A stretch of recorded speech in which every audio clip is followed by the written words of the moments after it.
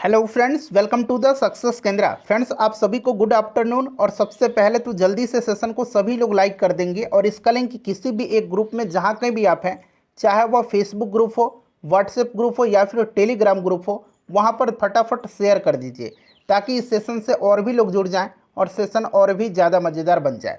देखिए, Bihar police constable की जो भर्ती वर्ष 2023 में 21,391 पदों पर आई हुई है, जिसका एग्ज़ाम जो है 1, 7 और 15 अक्टूबर 2023 को लिया जाएगा। उसके लिए आज से हम लोग एक नया फुल लेंथ प्रैक्टिस सेट को कवर करेंगे। बिल्कुल यह new full length practice set है। इसमें टोटल 100 प्रश्न हैं, जिस प्रकार से आपके एग्ज़ाम यानी कि बिहार पुलिस के एग्ज़ाम में प्रश्न पूछे जाते हैं।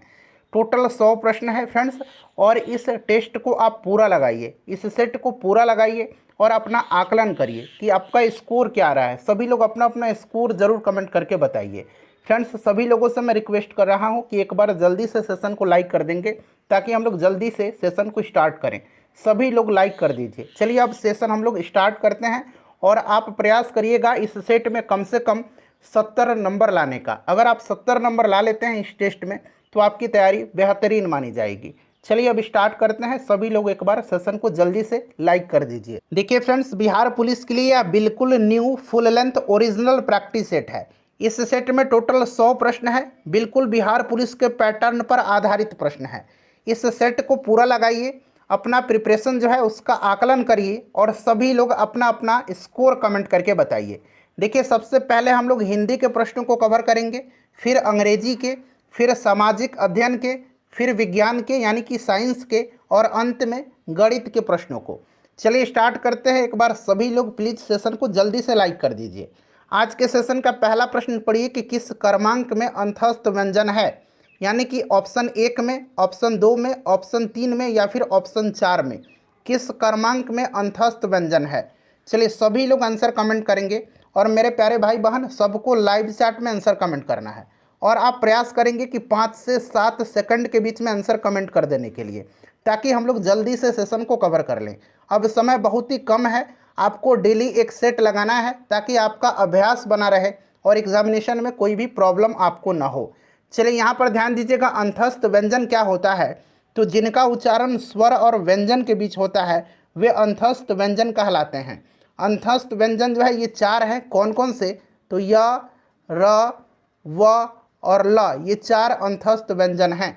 यहाँ पर देखिए य और व दिया गया है, तो ऑप्शन 4 बिल्कुल इसका राइट आंसर हो जाएगा। चलिए नेक्स्ट क्वेश्चन है कि किस वाक्य में, ध्यान से पढ़िए, देखिए किस वाक्य में अनिश्चयवाचक सर्वनाम है। किस वाक्य में अनिश्चयवाचक सर्वनाम है? देखिए, जिस सर्वनाम से किसी निश्चित वस्तु का बोध न हो उसे अनिश्चयवाचक सर्वनाम कहते हैं। जैसे कि कोई, कुछ, ये सब अनिश्चयवाचक सर्वनाम है। देखिए, हम किसी को कुछ नहीं कह सकते, तो यहाँ पर देखिए कुछ दिया गया है, तो यही जो है यह अनिश्चयवाचक सर्वनाम है।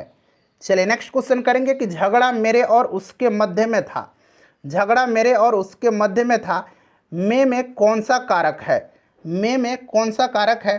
तो आपको याद होगा अधिकरण कारक होता है। में पर यह अधिकरण कारक है। ठीक है, तो अधिकरण इसका राइट आंसर हो जाएगा। नेक्स्ट क्वेश्चन कर लेंगे कि किस शब्द में तत्पुरुष समास है। किस शब्द में तत्पुरुष समास है? देखिए, तत्पुरुष समास में सामान्यतः अंतिम पद की प्रधानता होती है और प्रथम पद विशेषण या फिर द्वितीय पद विशेष से होता है। ठीक है, तो इसमें जो है तत्पुरुष समास में अंतिम पद की प्रधानता होती है। तो यहाँ पर देखिएगा गृहआगत जो है इसमें तत्पुरुष समास है। क्लियर, ध्यान रखिएगा, इसमें कर्म तत्पुरुष समास है। तो ऑप्शन 4 बिल्कुल इसका राइट आंसर हो जाएगा, गृहआगत यानी कि गृह को आगत। ठीक है, चलिए अतियुक्ति में कौन सा उपसर्ग लगा हुआ है? तो सबसे पहले तो आपको अतियुक्ति का संधि विच्छेद पता होना चाहिए। तो इसका संधि विच्छेद क्या होता है? तो अति प्लस युक्ति होता है। तो यहाँ पर देखिए अति उपसर्ग इसमें लगा हुआ है।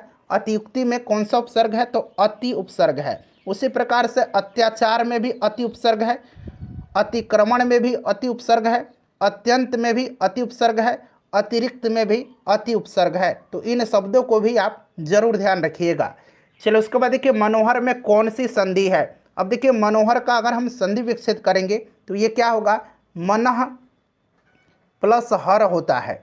ठीक है, तो यहाँ पर देखिए विसर्ग है इसमें, तो राइट आंसर ऑप्शन 3 हो जाएगा विसर्ग संधि। ठीक है, मनोहर में विसर्ग संधि है, उसी प्रकार निश्चय में निश्चय का संधि विकसित करिए, निह प्लस क्या होगा, चय होगा, तो इसमें भी जो है निश्चय में विसर्ग संधि है।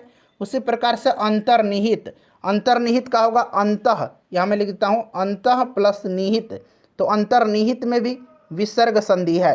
तो साथ साथ इन शब्दों को भी आप याद रखते चलिएगा। ऑप्शन 3 हो जाएगा विसर्ग संधि। एक बार सभी लोग फ्रेंड्स प्लीज जल्दी से एक बार सेशन को लाइक कर दीजिए। चलिए, चुल्लू भर पानी में डूबना, मुहावरे का अर्थ क्या है? चुल्लू भर पानी में डूबना मुहावरे का अर्थ क्या है? तो देखिए, इसका मतलब होता है कि लज्जा के मारे मुंह नहीं दिखाना। ठीक है, तो राइट आंसर इसका ऑप्शन नंबर यहाँ पर देखिए 4 हो जाएगा। नेक्स्ट क्वेश्चन है कि निम्नलिखित में से कौन सा वाक्य इसमें से शुद्ध दिया गया है? चारों वाक्य को पढ़िए, बताइए कौन सा वाक्य इसमें से शुद्ध दिया गया है। देखिए, इसमें से शुद्ध जो दिया गया है ये कौन सा है? सभी ऑप्शन आपको दिखाई दे रहा होगा, जल्दी से सभी लोग आंसर कमेंट कर दीजिए। तो यहाँ पर देखिएगा, शुद्ध जो है खाली बैठने की बजाय आप काम करें, ये बिल्कुल शुद्ध दिया गया है। ठीक है, मोहन जानता है कि शायद उसका मित्र बीमार है, ये वाक्य शुद्ध नहीं है। मोहन जानता है कि उसका मित्र बीमार है, ये शुद्ध होगा। पंडित नेहरू का राष्ट्र आभारी है, पंडित नेहरू राष्ट्र के आभारी हैं, ये शुद्ध होगा। भैंस का ताकतवर दूध होता है, नहीं, भैंस का दूध ताकतवर होता है, तो ये भी शुद्ध नहीं है। तो ऑप्शन 3 इसका राइट आंसर हो जाएगा। चलिए, अब अंग्रेजी के प्रश्नों को हम लोग कवर करते हैं। देखिए, प्रश्न है कि fill in the gap with correct preposition. The property was divided, खाली स्थान दिया गया है द ट्विंस। ट्विंस का मतलब जुड़वा होता है, आपको पता है ना, जुड़वा मतलब दो व्यक्ति की बात की जा रही है। तो ये जो प्रॉपर्टी है दो लोगों के बीच डिवाइड हो रहा है, तो जब दो व्यक्तियों के बीच होगा तो बिटवीन का प्रयोग होगा। अगर यहाँ पर लिखा रहता कि the property was divided the children, तो चिल्ड्रन होता, तो चिल्ड्रन मतलब बच्चे होते हैं, और उनका नंबर जो है एक से ज़्यादा है लेकिन फिक्स नहीं है, दो से भी अधिक है, हो सकता है, तो वहाँ पर उस कंडीशन में दो से अधिक के लिए अमोंग होगा। चलिए, नेक्स्ट क्वेश्चन है कि read the following sentence and count the number of adverbs. यहाँ पर एडवर्ब आपको काउंट कर रहा है कि सेंटेंस में कितने एडवर्ब जो हैं इस्तेमाल किए गए हैं। The soldiers fought bravely, the sun shines everywhere, the horse ran fast, Maria arrived late for the class. अब देखिए, यहाँ पर देखिए ब्रेवरली जो है यह एडवर्ब है, एवरीवेयर भी एडवर्ब है, उसके बाद यहाँ पर देखिए फास्ट जो है ये भी एडवर्ब है, और लेट जो है यह भी एडवर्ब ही है। तो टोटल देखिए 1, 2, 3 और 4 एडवर्ब का इस्तेमाल हुआ है। तो ऑप्शन 1, 4 राइट आंसर हो जाएगा। चलिए फ्रेंड्स, सभी लोग एक बार सेशन को लाइक कर दीजिए। देखिए, read the following sentence given in options, identify the sentence where conjunction has been used, यानी कि इसमें कंजंक्शन कहाँ पर यूज़ हुआ है।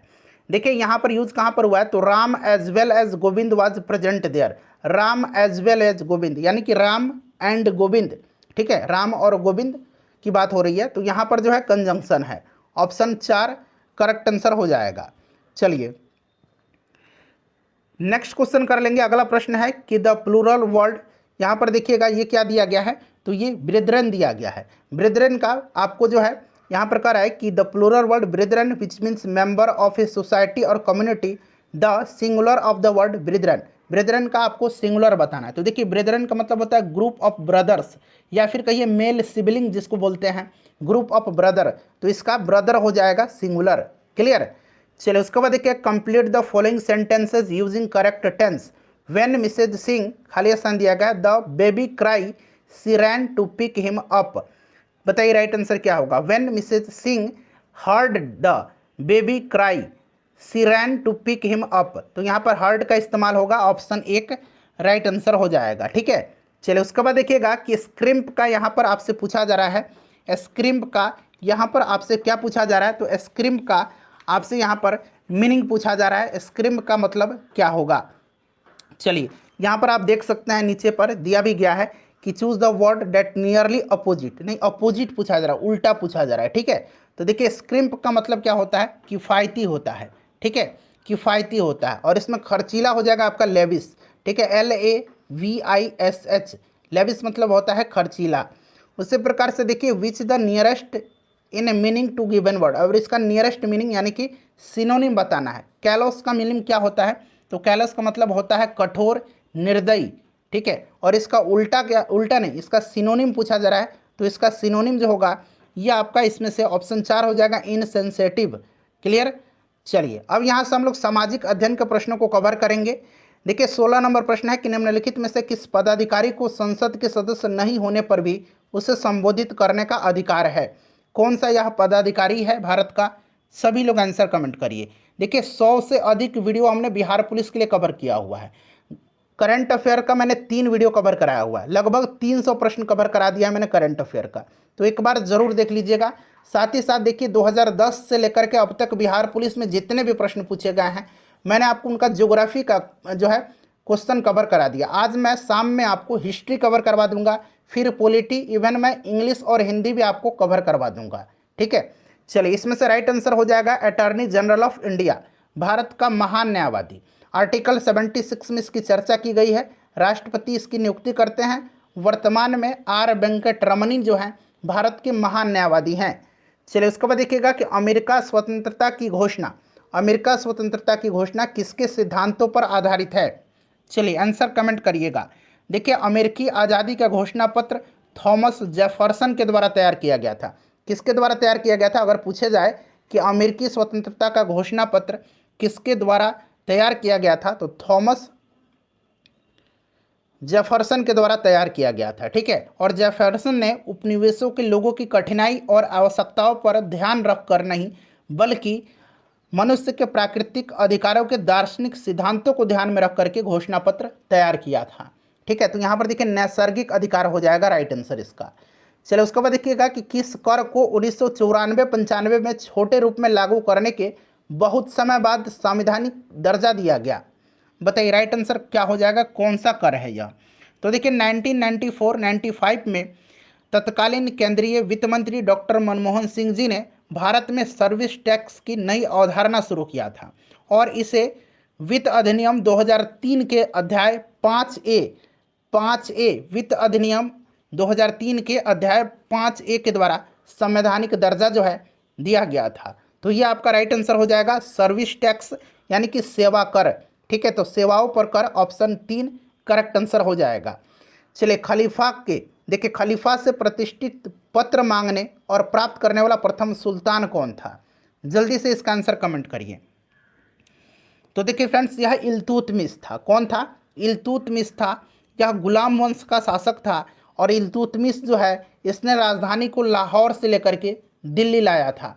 ये भी आप ध्यान रखिएगा, इल्तुतमिश दिल्ली सल्तनत का प्रथम सुल्तान था जिसने 1229 में खलीफा के अलंकरण का पत्र प्राप्त किया था। ठीक है, चलिए नेक्स्ट क्वेश्चन करेंगे। अगला प्रश्न कि तिब्बत में बौद्ध धर्म का प्रचार करने वाले बौद्ध भिक्षु कौन थे? तिब्बत में बौद्ध धर्म का प्रचार करने वाले बौद्ध भिक्षु कौन थे? चलिए जल्दी से इसका आंसर कमेंट करिए। ये बौद्ध भिक्षु जो थे ये कौन थे? तो फ्रेंड्स ये पद्म संभव थे। कौन थे? पद्म संभव थे, याद रखिएगा। चलिए पद्म संभव ने कई बौद्ध ग्रंथों का तिब्बती भाषा में अनुवाद किया था। ठीक है, और इन्हीं को जो है तिब्बत में बौद्ध धर्म के प्रचार का श्रेय दिया जाता है। चलिए नेक्स्ट क्वेश्चन है कि ऑपरेशन ब्लैक बोर्ड का उद्देश्य क्या है? ऑपरेशन ब्लैक बोर्ड का उद्देश्य ध्यान दीजिएगा। देखिए राष्ट्रीय शिक्षा नीति 1986 के परिप्रेक्ष्य में देश के सभी प्राथमिक विद्यालयों में न्यूनतम मौलिक एवं आवश्यक सुविधाएं प्रदान करने हेतु वर्ष 1987 में 1987 में ऑपरेशन ब्लैक बोर्ड योजना शुरू की गई थी। ठीक है, तो शिक्षा के दृष्टिकोण से पिछड़े क्षेत्रों में प्राथमिक शिक्षा प्रदान करना इसका राइट आंसर हो जाएगा। चलिए नेक्स्ट क्वेश्चन है हमारे कि फ्रांसीसी क्रांति के संबंध pamphlet what is the third state किसने लिखा था? फ्रांस की क्रांति से संबंधित जो है pamphlet what is the third state किसने लिखा था? चलिए बताइएगा इसका राइट आंसर क्या हो जाएगा। तो देखिए what is the third state एक राजनीतिक पैम्पलेट है जिसे फ्रांसीसी क्रांति के फैलने से पहले फ्रांसीसी विचारक और पादरी, इनका नाम है जोसेफ सीएस। ठीक है, जोसेफ सीएस जो है जोसेफ एबे सीएस। ठीक है, जोसेफ एबे सीएस। ठीक है, इन्होंने ही 1789 में इसे लिखा था। क्लियर है, और इस पैम्पलेट में सीएस ने लिखा था कि फ्रांस का थर्ड स्टेट फ्रांस की सामान्य जनता होगी। तो ऑप्शन 4 जो होगा इसका राइट आंसर हो जाएगा। 1789 में फ्रांस की क्रांति हुई थी। देखिए गांधी जी का नमक सत्याग्रह किस आंदोलन का हिस्सा था? नमक सत्याग्रह दांडी मार्च आपको याद होगा। ठीक है, 12 मार्च 1930 को डांडी से इन्होंने शुरू किया था। ठीक है फ्रेंड्स, याद भी है आपको। और 6 अप्रैल 1930 को इन्होंने सविनय अवज्ञा आंदोलन को स्टार्ट किया था। तो राइट आंसर हो जाएगा ऑप्शन 4 सविनय अवज्ञा आंदोलन। क्लियर। चलिए, जितने भी आंदोलन दिए गए ये गांधी जी से ही संबंधित हैं, लेकिन नमक सत्याग्रह का संबंध सविनय अवज्ञा आंदोलन से है। चलिए, चौरी चौरा कांड का संबंध किससे है? तो असहयोग आंदोलन से है। ठीक है, याद रखिएगा। चलिए नेक्स्ट क्वेश्चन करेंगे कि मध्ययुगीन लिंगराज मंदिर कहाँ पर स्थित है? लिंगराज मंदिर जो है यह कहाँ पर स्थित है? लिंगराज मंदिर जो है यह भगवान शिव के हरिहर रूप को समर्पित एक हिंदू मंदिर है और यह उड़ीसा में है, उड़ीसा के भुवनेश्वर में है। ठीक है, याद रखिएगा। एक बार सभी लोग प्लीज़ सेशन को जल्दी से लाइक कर दीजिए फ्रेंड्स। आपके लिए मैं लगातार मेहनत कर रहा हूं और आपसे मैं सिर्फ एक लाइक की उम्मीद रखता हूं, जो कि बिल्कुल फ्री ऑफ कॉस्ट है। कोई भी लाइक करने से आपका चार्ज नहीं लगता है। चलिए, आपका लाइक ही हमारा मोटिवेशन का स्रोत है। मोटिवेशन लाइक से ही मिलती है मुझे। आवश्यकताओं की मांग कैसी होती है? आवश्यकताओं की मांग जो है कैसी होती है? चलिए बताइएगा, राइट आंसर क्या हो जाएगा? आवश्यकताओं की मांग जो होती है यह कैसी होती है? तो फ्रेंड्स, यह पूरी तरह से अलोचनीय होती है। ठीक है, लोचहीन मांग का अर्थ क्या होता है? तो लोचहीन मांग का अर्थ यह होता है कि मूल्य परिवर्तन से मात्रा की मांग में ज़्यादा बदलाव नहीं होगा। तो आवश्यकताओं की मांग पूरी तरह से अलोचनीय है। क्लियर है? ध्यान रखिएगा, कैसी है? तो अलोचनीय है। क्लियर। चलिए देखिए, जल एक उदाहरण दे देता हूँ। जल एक आवश्यक वस्तु है। अगर इसकी कीमत कुछ भी हो तो आप इसे खरीदेंगे ही, क्योंकि जल की आवश्यकता है, नमक की भी आवश्यकता है। ठीक है। चलिए, तो नेक्स्ट क्वेश्चन करेंगे कि चाय की खेती के लिए उपयुक्त मृदा कौन सी है? चाय की खेती के लिए उपयुक्त मृदा कौन सी है? तो आपको पता है कि चाय की खेती के लिए जो है ये लेटराइट मृदा उपयुक्त होती है और कपास की खेती के लिए काली मिट्टी उपयुक्त होती है। ठीक है। नेक्स्ट क्वेश्चन करेंगे कि मूल्यवर्धित का अर्थ किसके मूल्य से है? बताइए, मूल्यवर्धित का अर्थ किसके मूल्य से है? सभी लोग इसका आंसर कमेंट करिए। राइट आंसर इसका क्या हो जाएगा? देखिए, माल की कीमत और उसके उत्पादन में इस्तेमाल किए गए सामग्री या आपूर्ति की लागत के बीच अंतर को व्यक्त करने के लिए अर्थशास्त्र में मूल्यवर्धित का इस्तेमाल किया जाता है। देखिए, इस प्रकार से राइट आंसर हो जाएगा कि माल और सेवाओं के मध्यवर्ती माल और सेवाओं की लागत का अंतर। चलो उसके बाद देखिएगा, नेक्स्ट क्वेश्चन है हमारा कि जीएनपी और एनएनपी के बीच अंतर किसके बराबर होता है? जीएनपी और एनएनपी के बीच अंतर जो होता है यह किसके बराबर होता है? इस तरह का प्रश्न मैंने आपको कराया भी है। देखिए, सकल राष्ट्रीय उत्पाद, ठीक है, सकल राष्ट्रीय उत्पाद और शुद्ध राष्ट्रीय उत्पाद के बीच का अंतर जो होता है यह मूल्यह्रास होता है। तो यहाँ पर देखेंगे तो यहाँ पर देखिए मूल्यह्रास दिया गया है, ऑप्शन 4 होगा।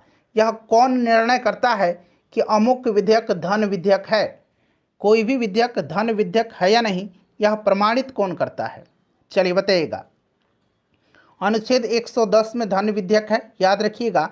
और कोई भी विधेयक, कोई भी अमुक विधेयक धन विधेयक है या नहीं, यह लोकसभा का अध्यक्ष निर्णय करता है। नेक्स्ट क्वेश्चन है, अच्छा वर्तमान में लोकसभा के अध्यक्ष कौन है? जरा उनका नाम कमेंट करके मुझे एक बार बता दीजिए। चलिए, निम्नलिखित में से किस देश को फेबियन समाजवाद का घर माना जाता है? फेबियन सोसाइटी की स्थापना मैंने आपको बताया था कि ब्रिटेन में हुआ था 1883-84 ईस्वी में फेबियन सोसाइटी की स्थापना। तो फेबियन समाजवाद का घर माना जाता है इंग्लैंड को। किसको? इंग्लैंड को माना जाता है। नेक्स्ट क्वेश्चन है कि पृथ्वी की सतह से सबसे दूर वातावरणीय परत को क्या कहते हैं? पृथ्वी की सतह से सबसे दूर वातावरणीय परत को क्या कहते हैं? चलिए बताइएगा, राइट आंसर इसका क्या होगा? तो सबसे दूर जो है, सबसे बाहर जो होता है, यह कौन सा है? तो यह बहिर्मंडल है। कौन सा है? बहिर्मंडल है। ठीक है। सबसे निचले भाग को क्षोभ मंडल कहा जाता है। क्या कहा जाता है? क्षोभ मंडल, यानी कि ट्रोपोस्फेयर कहा जाता है। ध्यान रखिएगा। ठीक है। और ट्रोपोस्फेयर के ऊपर के भाग को स्ट्रेटोस्फेयर यानी कि समताप मंडल कहा जाता है। फिर उसके ऊपर वाले भाग को आयनोस्फेयर, आयन मंडल कहा जाता है। और पृथ्वी से सबसे अधिक दूरी पर बहिर्मंडल होता है, जिसमें काफ़ी कम वायुमंडलीय अणु होते हैं। ठीक है। चलिए, नेक्स्ट क्वेश्चन है कि दक्षिण अमेरिका के शीतोष्ण चारागाहों यानी कि घास स्थल को क्या कहते हैं? कहाँ की? तो दक्षिण अमेरिका की। बताइए, राइट आंसर इसका क्या होगा? जल्दी से आंसर कमेंट करिए। जल्दी से। अच्छा, डाउन्स कहाँ पर है पहले ये मुझे बताइए। प्रेरी तो आपको पता है कि अमेरिका में है, स्टेपीज जो है ये यूरोप और एशिया दोनों में पड़ता है। डाउन्स बताइए कहाँ पर है, डाउन्स कहाँ पर है। तो डाउन्स जो है ये ऑस्ट्रेलिया में है। तो ऑप्शन बी राइट आंसर हो जाएगा, यानी कि ऑप्शन 2 कैंपास। ठीक है, यह अर्जेंटीना में है और यह शीतोष्ण घास स्थल है। नेक्स्ट क्वेश्चन है कि समोच्च रेखाएं कैसे स्थानों को मिलाते हुए खींची जाती है। समोच्च रेखाएं पूछा गया है।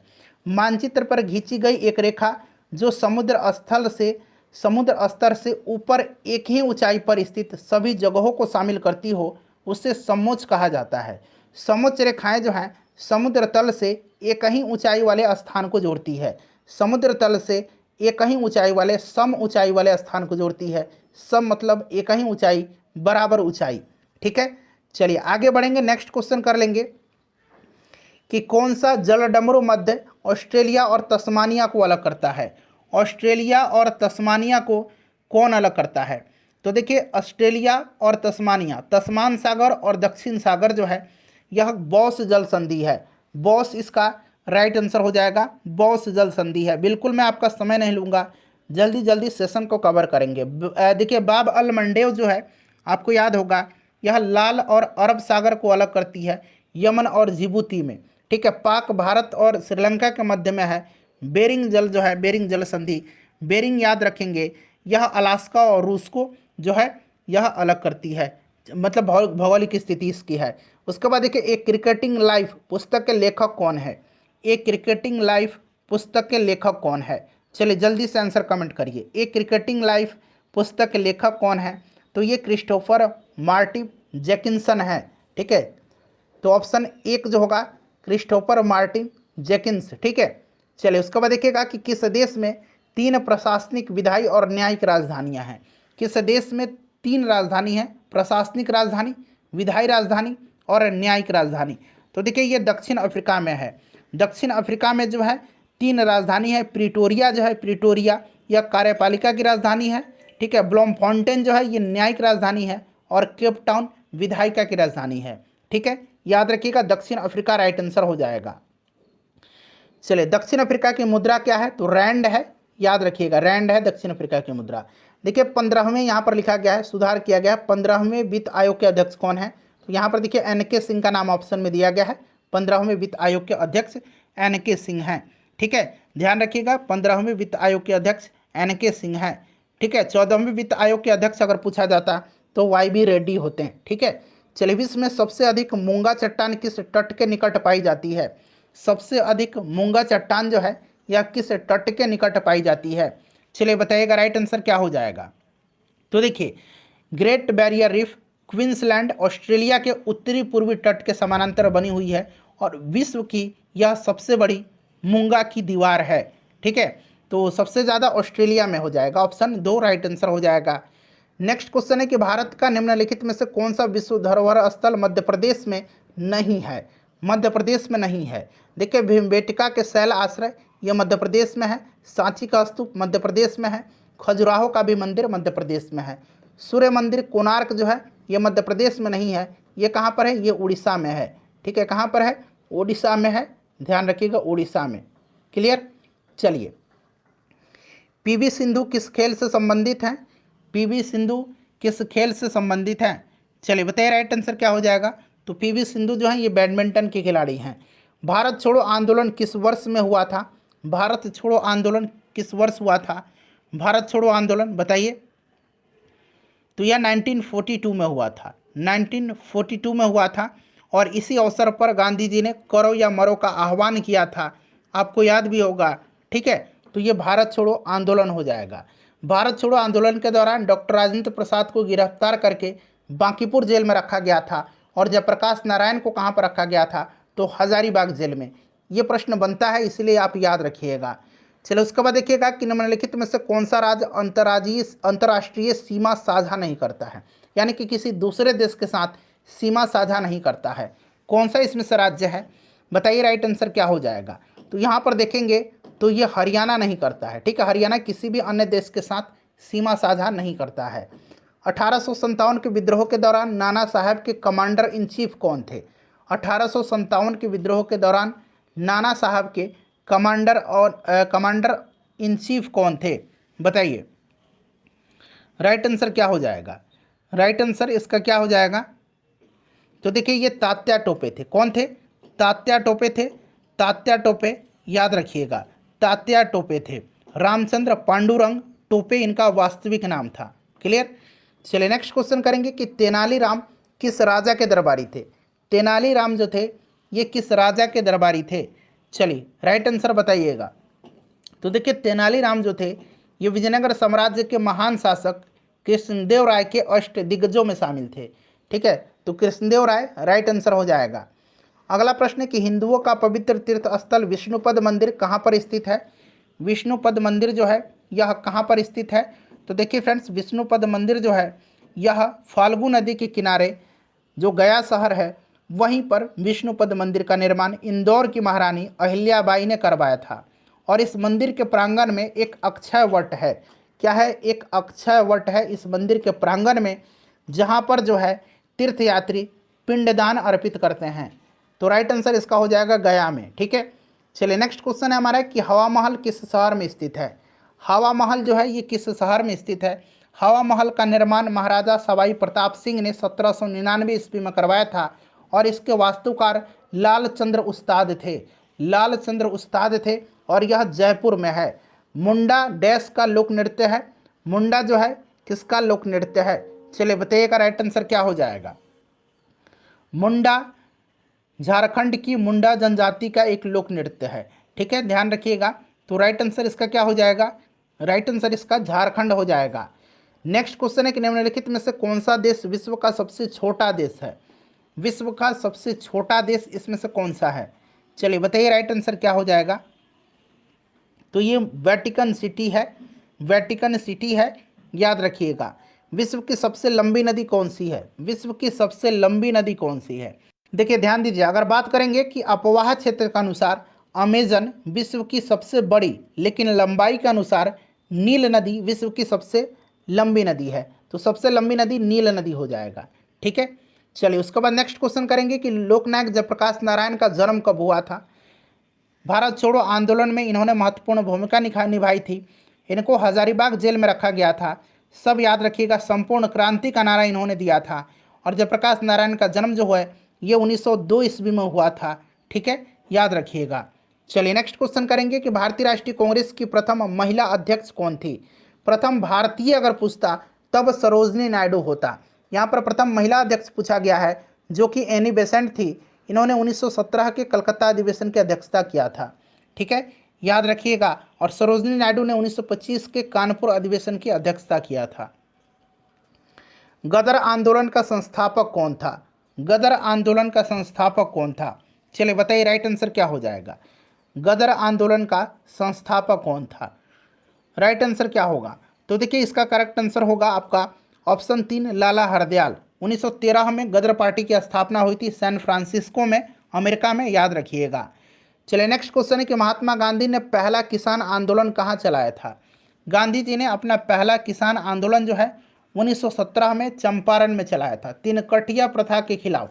ठीक है, चंपारण राइट आंसर हो जाएगा। दीवाने खास इन स्मारकों में से किस में स्थित है? दीवाने खास जो है यह किस में स्थित है? चलिए बताइएगा राइट आंसर क्या हो जाएगा? दीवाने खास। तो देखिए फ्रेंड्स, दीवाने खास जो है यह कहाँ पर है? तो यह लाल किला के परिसर में है। लाल किला के परिसर में है दीवाने खास। ठीक है, दीवाने खास यह एक शानदार विशेष कक्ष था जिसमें मुगल सम्राट राजनयिक मेहमानों और कुछ खास दरबारियों के साथ निजी बैठक आयोजन करता था। दीवाने खास के केंद्र में मयूर सिंहासन था जहां पर शाहजहां विराजमान होकर के बैठ के आयोजित करते थे। ये सभी जो मेहमान आते थे या फिर खास दरबारी की बैठक थे उसी का यह आयोजन करता था। ठीक है, राइट आंसर आपका ऑप्शन 4 हो जाएगा। चलिए नेक्स्ट क्वेश्चन है कि विश्व का सबसे बड़ा खिलने वाला फूल कौन सा है? सबसे बड़ा खिलने वाला फूल विश्व का कौन सा है? तो फ्रेंड्स यह फूल जो है यह फूल कौन सा है? तो यह रेफेलसिया है। रेफेलसिया है, रेफेलसिया। ठीक है, और यह इंडोनेशिया के वर्षा वनों में पाया जाता है, रेफेलसिया। इसकी गंध जो होती है यह दूषित मांस की जैसी होती है। इसी के चलते इसका जो नाम रखा गया है, इसका नाम कॉर्प्स फ्लावर रखा गया है। इसीलिए इसका नाम जो है कॉर्प्स फ्लावर रखा गया है। ठीक है, नेक्स्ट क्वेश्चन है कि बिहार में किस प्रकार उग्रवाद से निपटा जा सकता है। उग्रवाद से किस प्रकार से निपटा जा सकता है, चारों ऑप्शन देखिए, करेक्ट आंसर बताइए। तो देखिए चारों के चारों स्टेटमेंट जो हैं ये सही दिया गया है। ठीक है, चारों के चारों ये करेक्ट दिया गया है। चलिए नेक्स्ट क्वेश्चन करेंगे कि बिहार के इन राज्यपालों का सही क्रम कौन सा है। बिहार के इन राज्यपालों का सही क्रम कौन सा है, चलिए बताइएगा। जयराम दास दौलत राम ये बिहार के पहले राज्यपाल थे स्वतंत्रता के बाद। ठीक है, चलिए बताइए इसमें से कौन सा जो है सही दिया गया है। सभी ऑप्शन एक बार देख लीजिए, लास्ट है उपरोक्त में से कोई नहीं, 3 आपको दिख रहा है, बताइए कौन सा इसमें सही है। तो यहाँ पर देखिए विनोद चंद्र पांडे, एम रामाजायस, बूटा सिंह, गोपाल कृष्ण गांधी, आर एस गवई। तो ऑप्शन 2 जो होगा इसका क्रम सही दिया गया है। ठीक है, चलिए नेक्स्ट क्वेश्चन कर लेंगे। अगला प्रश्न हमारा कि बिहार की प्रथम महिला मुख्यमंत्री कौन है। पहली महिला मुख्यमंत्री बिहार की श्रीमती राबड़ी देवी जी हैं। ठीक है, बिहार के प्रथम मुस्लिम मुख्यमंत्री कौन है, ये आगे प्रश्न दिया गया है, बताइए बिहार के प्रथम मुस्लिम मुख्यमंत्री कौन है। तो प्रथम मुस्लिम मुख्यमंत्री और प्रथम दलित मुख्यमंत्री दोनों याद रखेंगे। प्रथम दलित पूछेगा तो भोला पासवान शास्त्री थे, और प्रथम मुस्लिम पूछेगा तो अब्दुल गफूर थे। ठीक है, चलिए उसके बाद नेक्स्ट क्वेश्चन है कि निम्न में से कौन सा नाम पटना से संबंधित नहीं है। पटना से संबंधित यानी कि पटना का नाम नहीं है। तो अजीमाबाद बिल्कुल है। औरंगजेब का जो पौत्र था अजीम, इसी के नाम पर अजीमाबाद रखा गया था। कुसुमपुर भी है, पुष्पपुर भी है, कनिष्कपुर नहीं है। ऑप्शन 4 इसका राइट आंसर होगा। चलिए अब यहाँ से साइंस के प्रश्न कवर करेंगे। देखिए प्रश्न है कि किसी ठोस पदार्थ के द्रवणांक पर ऊष्मा प्रदान की जाती है तो क्या होगा।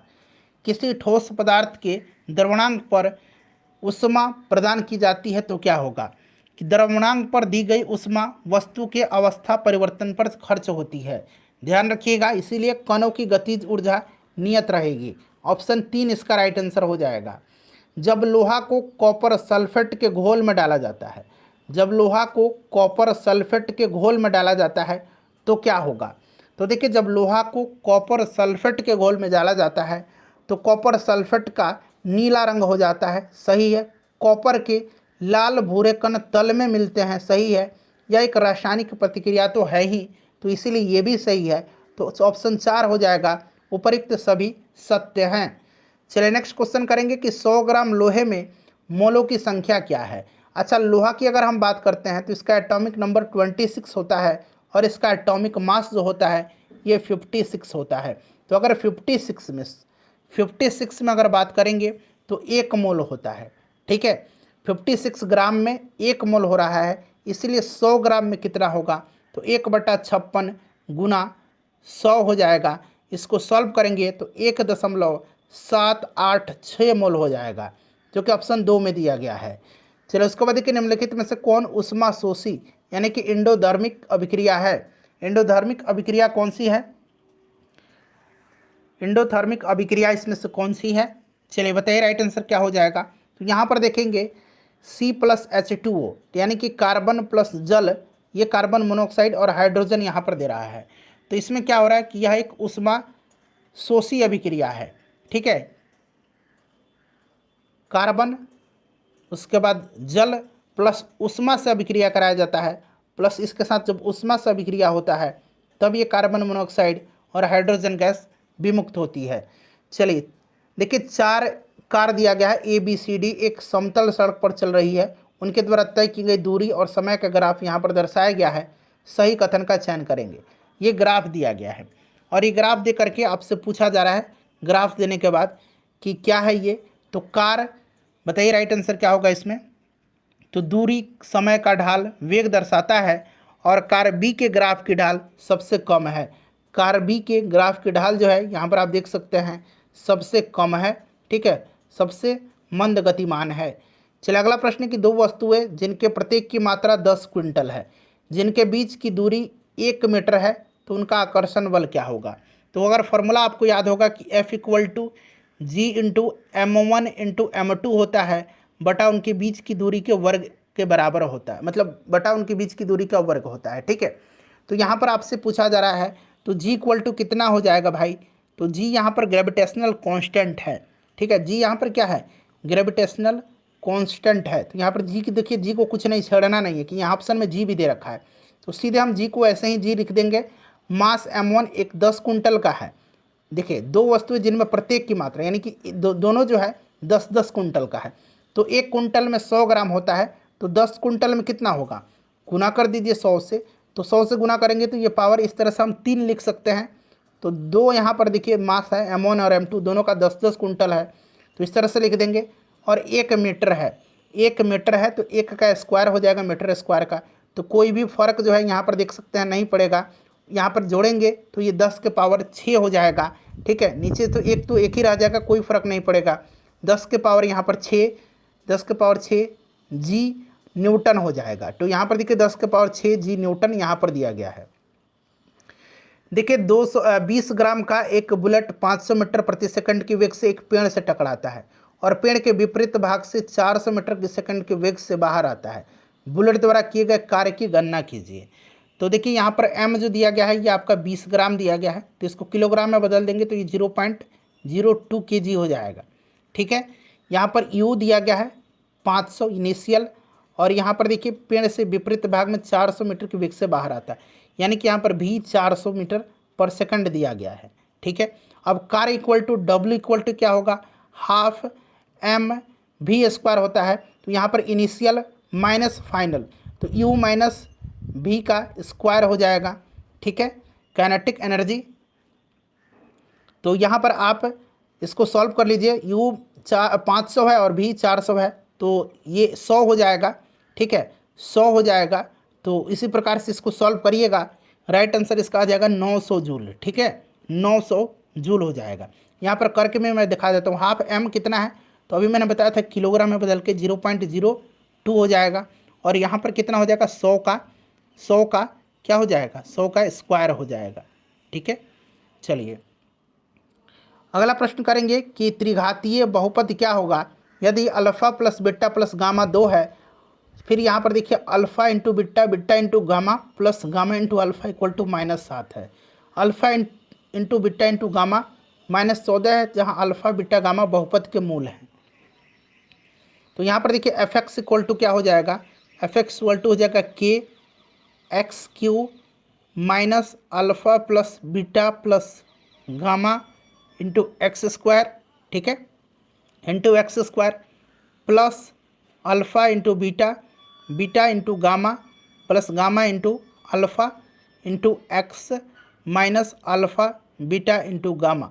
ठीक है, तो यहाँ पर देखिए सबका यहाँ पर वैल्यू दे रखा है, सबको इसमें पुट कर दीजिएगा। राइट आंसर यहाँ पर निकल के आ जाएगा ऑप्शन नंबर 3। ठीक है, थोड़ा सा डिफिकल्ट है।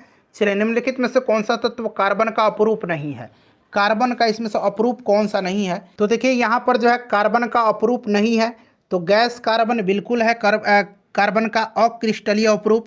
ठीक है, चारकोल, काजल, कास्ट चारकोल, हीरा, कोयला, ये सब है, तो ऑप्शन ए राइट आंसर हो जाएगा। देखिए जब अम्लीकृत जल को इलेक्ट्रोलाइज्ड किया जाता है तो एनोड पर कौन सी गैस उत्सर्जित होती है। अम्लीकृत जल का जब विद्युत अपघटन मुख्यतः विद्युत चुंबकीय ऊर्जा के प्रयोग से यौगिक को पृथक करने की युक्ति है यह। ठीक है, और इसमें पूछा जा रहा है कि कौन सी गैस उत्सर्जित होती है, तो सिंपल सा ऑक्सीजन गैस जो है इसमें से उत्सर्जित होती है। ठीक है, कहाँ पर, तो एनोड पर, एनोड पर ऑक्सीजन होती है, और कैथोड पर पूछेगा तो कैथोड पर हाइड्रोजन होता है। ठीक है, चलिए नेक्स्ट क्वेश्चन है, अगला प्रश्न है कि कृष्णिका विकिरण उच्चतम अवस्था तक पहुँचने पर तरंग दर कैसा होता है, बताइए। तो राइट आंसर इसका क्या हो जाएगा, देखिए एक ब्लैक बॉडी में अधिकतम उत्सर्जन की तरंग दर अपने तापमान के व्युत्क्रमानुपाती होता है। छोटी तरंग दर प्रकाश उच्च ऊर्जा फोटोनों को संदर्भित करता है, और वायु के विस्थापन नियम के अनुसार जब कृष्णिका विकिरण उच्चतम अवस्था में होती है तब समग्र विकिरण ऊर्जा बढ़ जाती है, तो तापमान बढ़ने पर जो है घटता है। ठीक है, चलिए जल का घनत्व 1 ग्राम पर सीसी है, यह बिल्कुल सही है। तो जल का घनत्व अधिकतम जो होता है आपको पता है 4 डिग्री सेंटीग्रेड पर होता है, और आयतन न्यूनतम भी 4 डिग्री सेंटीग्रेड पर ही होता है। चलिए उसके बाद नेक्स्ट क्वेश्चन है कि जब किसी धातु को लपट पर गर्म किया जाता है तो इलेक्ट्रॉन ऊर्जा को अवशोषित कर लेते हैं और उच्चतर ऊर्जा स्थिति की ओर छलांग लगाते हैं। वे प्रकाश का उत्सर्जन करते हैं, जिसे हम किस में देख सकते हैं, किस में देख सकते हैं? चलिए बताइए राइट आंसर इसका क्या हो जाएगा। तो राइट आंसर इसका उत्सर्जन स्पेक्ट्रम होगा। ठीक है, इसको हम उत्सर्जन स्पेक्ट्रम में देख सकते हैं। ठीक है, उत्सर्जन स्पेक्ट्रम के रूप में। नेक्स्ट क्वेश्चन है कि खाना पकाने के बर्तनों के नीचे बाहरी हिस्सा काला क्यों छोड़ा जाता है? काला क्यों छोड़ा जाता है, नीचे आपने देखा होगा। तो इसका राइट आंसर हो जाएगा काली सतह ऊष्मा की अच्छी अवशोषक होती है। ऑप्शन 4 राइट आंसर हो जाएगा। देखिए गैस तापमापी द्रव तापमापियों की तुलना में ज़्यादा संवेदी होती है, क्योंकि गैस तो गैस का प्रसार गुणांक अधिक होता है। ठीक है, इसका तात्पर्य क्या है? इसका तात्पर्य है कि गैस का प्रसार गुणांक अधिक होता है। ठीक है, यानी कि तापमान में समान वृद्धि होने पर तरल की तुलना में गैस का अधिक फैलाव होता है। ऑप्शन 1 हो जाएगा। देखिए एक श्वेत तथा चिकनी सतह कैसी होती है? एक श्वेत और चिकनी सतह कैसी होती है? तो यह किस प्रकार की होती है? ताप की खराब अवशोषक होगी और अच्छी परावर्तक होती है। ऑप्शन 2 राइट आंसर होगा इसका।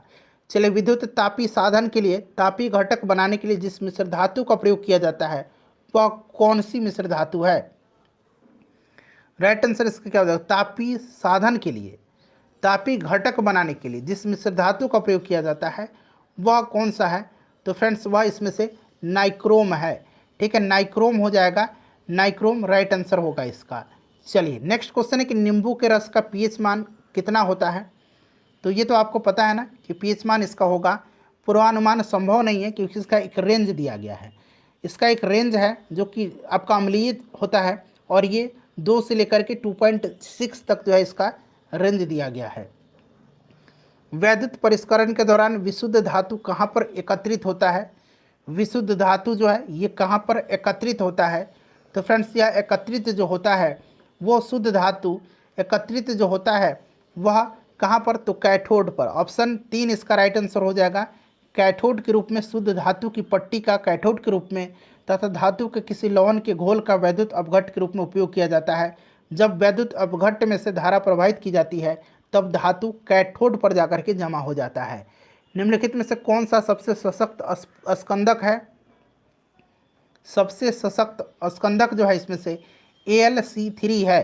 ठीक है, AlCl3 है, यानी कि एल्युमिनियम क्लोराइड है इसमें से। ब्रेड बनाने के लिए आवश्यक घटक क्या है? ब्रेड बनाने के लिए आवश्यक घटक जो है इसमें से मैदा और खमीर हो जाएगा। ऑप्शन नंबर 1 राइट आंसर हो जाएगा, मैदा और खमीर हो जाएगा। ठीक है, चलो उसके बाद देखिए नाइट्रोजन किसका अनिवार्य घटक होता है? नाइट्रोजन सभी प्रोटीन और इस प्रकार सभी जीवित जीवों का एक प्रमुख घटक होता है। ठीक है, याद रखिएगा राइट आंसर इसका हो जाएगा ऑप्शन नंबर 2 प्रोटीन का। चलो उसके बाद देखिएगा कि मनुष्य की ध्वनि की सामान्य एवं अधिकतम सहिष्णुता सीमा कितनी होती है? तो सामान्य शोर सहिष्णुता 60 डेसिबल होती है और 80 डेसिबल से अधिक शोर गंभीर बहरापन पैदा कर सकता है। तो 70 डेबी या उससे कम की ध्वनि सीमा में स्वस्थ कानों को नुकसान पहुंचने की संभावना जो होती है ये कम होती है। तो राइट आंसर यहाँ पर देखिए 60 से क्या हो जाएगा? 60 से 80 हो जाएगा। ठीक है, क्योंकि सामान्य शोर सहिष्णुता 60 डीबी होती है, तो 60 से 80 हो जाएगा। चलिए उसके बाद देखिए अनुलेखन का अर्थ किसका संश्लेषण है? अनुलेखन का अर्थ किसका संश्लेषण है? चलिए बताइए। अनुलेखन जीन अभिव्यक्ति का पहला चरण होता है जिसमें आरएनए पॉलीमरेज नामक एक एंजाइम के माध्यम से डीएनए के एक विशेष खंड को आरएनए में नकल किया जाता है। अनुलेखन के दौरान एक डीएनए अनुक्रम को आरएनए पॉलीमरेज द्वारा पढ़ा जाता है जिसके माध्यम से एक पूरक और विरोधी समानांतर आरएनए स्ट्रैंड की उत्पत्ति की जाती है। तो यह डीएनए हो जाएगा। चलो उसके बाद देखिएगा कि जोंक मौसियों पर कैसा बाह्य परजीवी होता है? तो जोंक जो होता है यह रक्त पिपासु होता है, रक्त पीने वाला होता है, आपको पता है, और यह एनेलिडा संघ में आता है जोंक। ठीक है, एनेलिडा में। डीएनए में थाइमिडाइन द्विभाजित संरचना किसके कारण होती है? बताइए। तो राइट आंसर इसका क्या हो जाएगा? राइट आंसर इसका हो जाएगा आपका यूवी किरण। ठीक है, अल्ट्रा वायलेट हो जाएगा इसका। राइट आंसर इसका यूवी हो जाएगा। ऑप्शन नंबर 4 डीएनए के थाइमिडाइड द्विभाजित संरचना किसके कारण होती है? तो यूवी किरणों के कारण होती है। प्रोग्रामिंग में कुछ कथनों की बार बार पुनरावृत्ति को प्रायः क्या कहा जाता है? कंप्यूटर से संबंधित है तो फ्रेंड्स इसको लूपिंग कहा जाता है। लूपिंग ही प्रोग्रामिंग की आत्मा होती है। ध्यान रखिएगा। तो लूपिंग राइट आंसर हो जाएगा इसका। चलो उसके बाद देखिएगा कि नेक्स्ट क्वेश्चन है कि एक व्यक्ति अवतल लेंस वाला चश्मा पहनता है, इस कारण सामान्यतः दूर स्थित वस्तुओं का प्रतिबिंब उसकी आंखों पर कहाँ फोकस होगा। तो यानी कि अवतल लेंस का चश्मा पहनता है, इसका मतलब क्या है कि दूरवर्ती वस्तुओं का प्रतिबिंब जो है उसकी आंखों में दृष्टिपटल के सामने फोकस होगा। ठीक है, निकट दृष्टि दोष रोग से वह ग्रसित व्यक्ति है, ध्यान रखिएगा। इसीलिए राइट आंसर ऑप्शन नंबर यहाँ पर 2 हो जाएगा। चलो उसके बाद देखिएगा कि लाइफ जैकेट का सिद्धांत क्या है। लाइफ जैकेट का सिद्धांत क्या है। लाइफ जैकेट जो है इसका सिद्धांत व्यक्ति को उतराता रखने के लिए उसके आयतन में वृद्धि कर देती है। तो ऑप्शन 2 इसका राइट आंसर हो जाएगा। ठीक है, चलिए नेक्स्ट क्वेश्चन है कि मायोपिया का दूसरा नाम। मायोपिया को निकट दृष्टि दोष कहा जाता है और हाइपरमेट्रोपिया को दीर्घ दृष्टि दोष हाइपरमेट्रोपिया। तो ये समीप दृष्टि हो जाएगा। चलिए यहाँ से गणित का प्रश्न स्टार्ट हो रहा है, मैं फटाफट इनका आंसर मैं आपको बता देता हूँ। ठीक है, तब तक आप क्या कीजिए, इन 90 प्रश्नों में से अपना स्कोर बता दीजिए, सेशन को एक बार लाइक कर दीजिए और फ्रेंड्स इसको जल्दी से एक बार सभी लोग शेयर कर दीजिए। ठीक है, चलिए 93 का राइट आंसर देख लीजिएगा। 93 का जो करेक्ट आंसर होगा ये आपका ऑप्शन 2 हो जाएगा। 94 का करेक्ट आंसर जो होगा ऑप्शन 4 हो जाएगा। चलिए 95 का देखिए, 95 का 4 हो जाएगा। 96 का देख लीजिए, 96 का जो करेक्ट आंसर होगा वो भी ऑप्शन 4 हो जाएगा। 97 का करेक्ट आंसर जो होगा ऑप्शन 4 इसका भी हो जाएगा 2.695। 98 का देखिए, 98 का भी करेक्ट आंसर 4 ही होगा। 99 का भी करेक्ट आंसर 4 ही दिया गया है। ठीक है, देख लीजिए 4 ही दिया गया है। और 100 का जो करेक्ट आंसर होगा फ्रेंड्स वो ऑप्शन 2 हो जाएगा 1:4।